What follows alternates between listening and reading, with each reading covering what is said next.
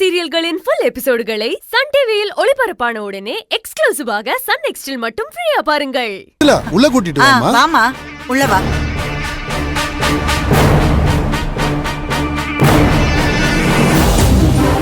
வாமா உட்காருமா. உட்காரு மலர். இல்ல பரவாயில்ல மாமா, இருக்கட்டும். நான் சந்தோஷ் மாமாவை பாக்குறதுக்கு தான் வந்தேன். சந்தோஷ் இப்போ வீட்ல இல்லையம்மா. அவன் பிசினஸ் விஷயமா வெளியூர் போயிருக்கான். என்ன ஏதாவது அவசரமா, ஏதாவது பிரச்சனையா? இல்ல அதெல்லாம் எதுவும் இல்ல மாமா. எதுவும் இல்லைன்னு சொல்ற, ஆனா உன் முகத்தை பார்த்தா அப்படி தெரியலையம்மா. ஏதோ ஒரு பிரச்சனை இருக்கிற மாதிரி தெரியுது.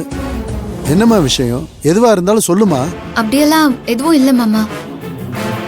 அர்ஜுன் கேஸ் சம்பந்தமா சந்தோஷ் மாமா கிட்ட பேசலான்னு வந்தேன். அவருக்கு தெரிஞ்ச லாயர் இருக்கிறதா சொன்னாரு. அதான் பார்த்து பேசிட்டு போலான்னு வந்தேன். சரிங்க மாமா, அப்போ நான் சந்தோஷ் மாமா வந்ததுக்கு அப்புறமா வந்து பாக்குறேன்.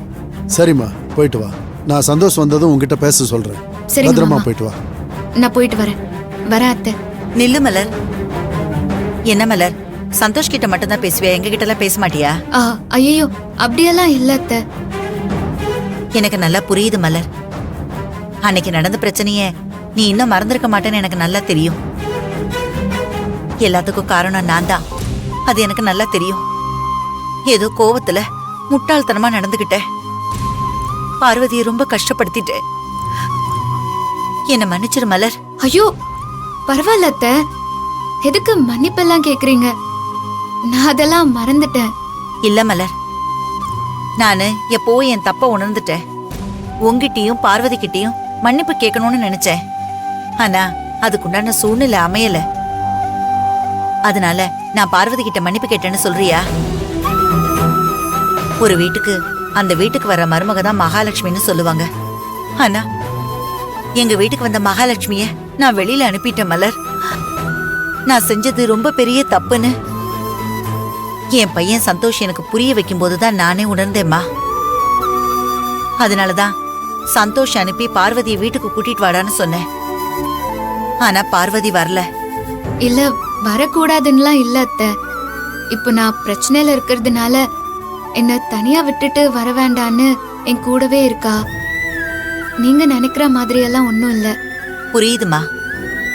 பார்வதி கஷ்டத்துல இருக்கும்போது நீ அவ கூட இருந்திருக்க.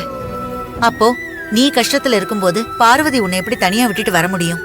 அதான் உன் கூட இருந்திருக்கா. எப்படியோ உன் பிரச்சனை எல்லாம் சீக்கிரமா சரியாகணும்னு நான் கடவுளை வேண்டிக்கிறேம்மா. நீ எதுக்கும் கவலைப்படாத. பார்வதி கிட்டையும் நான் மன்னிப்பு கேட்டேன்னு சொல்லுமா. என் மருமக எப்ப வீட்டுக்கு வருவாங்கிற நாளைத்தான் நான் எதிர்பார்த்து காத்துக்கிட்டு இருக்கேன். பார்வதியை பிரிஞ்சு என் மகன் சந்தோஷ் ரொம்ப கஷ்டப்பட்டுக்கிட்டு இருக்காமா. ஒரு பெத்தவளா இருந்து புள்ள கஷ்டப்படுறதுக்கு நானே காரணம் ஆயிட்டேன். ஆனா இனிமே நான் அவங்கள கஷ்டப்படுத்த கூடாதுமா. என் புள்ளையும் மருமகளையும் ரெண்டு பேரையும் ஒன்னா சேர்த்து இந்த வீட்டுல நான் அவங்கள சந்தோஷமா வாழ வைக்கணும். அதுதாம்மா என்னோட ஆசை. இதுக்கப்புறம் எந்த காரணத்தை கொண்டும் அவங்க ரெண்டு பேரும் பிரிஞ்சிருக்க கூடாது.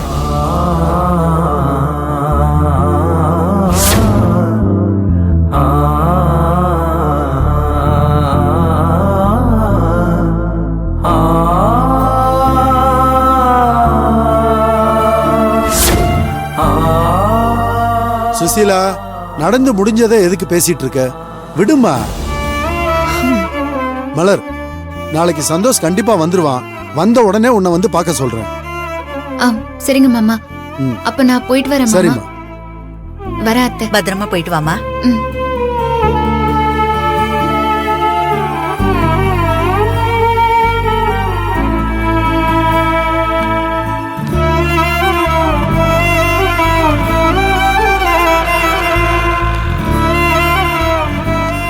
மலர், என்னாச்சு? உங்க மாமா கிட்ட பேசுனியா? அந்த வீடியோவை பார்த்துட்டு என்ன சொன்னாரு? இல்ல யமுனா, அவர் இப்போ ஊர்ல இல்லையா, நாளைக்கு தான் வருவாராம். ஓ அப்படியா? சரி, வீட்ல தானே இல்ல. பேசாம அவருக்கு கால் பண்ணி இந்த விஷயத்தை பத்தி கேளு. என்ன மலர் யோசிக்கிற? கால் பண்ணு.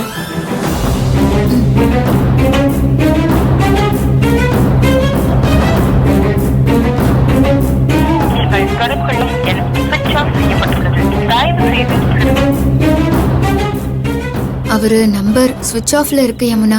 ஐயோ இப்ப என்ன பண்றது? சரி, இப்போதைக்கு வேற வழி இல்ல. நாளைக்கு காலையில வரைக்கும் வெயிட் பண்ணி தான் ஆகணும். சரி வா மலர், அவர் ஊர்ல இருந்து வந்ததும் இத பத்தி பேசிக்கலாம்.